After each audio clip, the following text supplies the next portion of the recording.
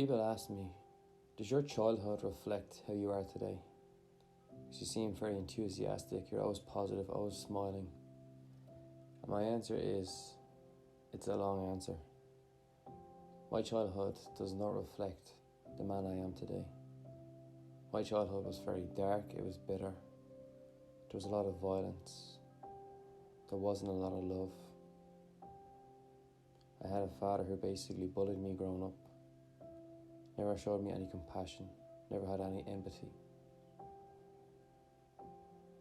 And throughout my teenage years, my early 20s and my mid 20s, I always resented this man. I always had this hate. Because I would fall in love in romantic relationships, and then I would become him. And I would become this bully.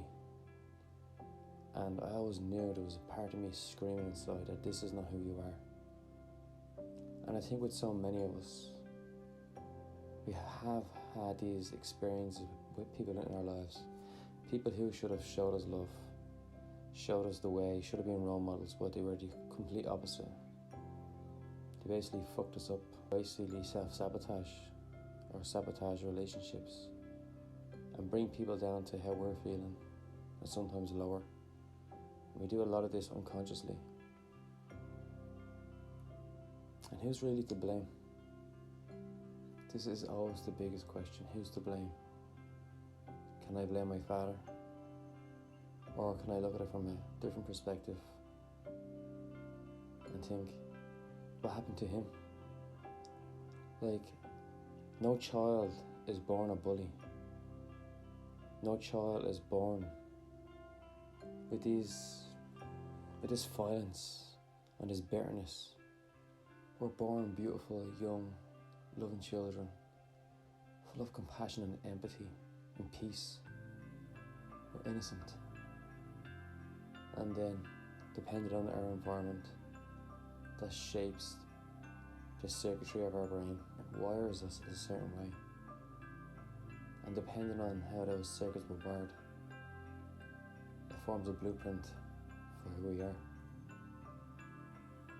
What really made me understand my actions was really looking in the mirror and listening to that other little voice that was always saying, this isn't who I am. Like, you're not this person, you're not this mean person. Why are you acting this way? This led me to go on a journey of personal development, studying the mind, studying the brain. It's like, why the fuck am I behaving this way? I'm not this person, so why am I behaving like this person? And then I ended up reading books in psychology and learning all about the nature of the mind and how we have programs in our subconscious mind and how these programs rule 95% of our lives, and they're formed in the first 7 years.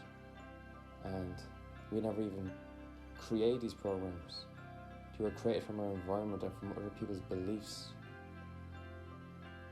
We're literally walking programs, and depending on the programming, that's our perception for the world.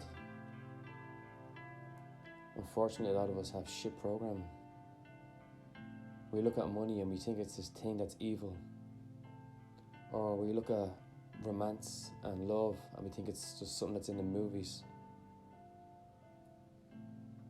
It's none of these things. Life is peaceful, it flows, it's joyful. All you have to do is look at animals in nature. It's just beautiful. They're at peace. They're in harmony with their environment. It's probably because they don't have programming inside their minds the way humans do. They can live peacefully. All I want to do is use my experience to help others, to really show them that there is a way. We can reprogram ourselves. And to have compassion on the people who we believe fucked up our lives. If you believe the world is a heavy, dark place, you're going to be paranoid, you're going to be jealous, you're going to be wary, you're going to be brutal. And unfortunately, brutal to your family. How we can change this though is by really looking at ourselves in the mirror and asking, is this who I am? I'm hurting inside, just pain. Like what? Like, can what happened to me all those years ago affect me today? It really comes down to the choices that we make now. Because now is all we have control over. There's a beautiful quote that I love, and it says, "You cannot suffer past our future because they do not exist. What you are suffering is memory and imagination." And that's true. Most people are suffering memory, or they're anticipating or anxious about the future, but it doesn't exist. The only thing that exists is this present moment. Sit in silence. Sit in a meditative state.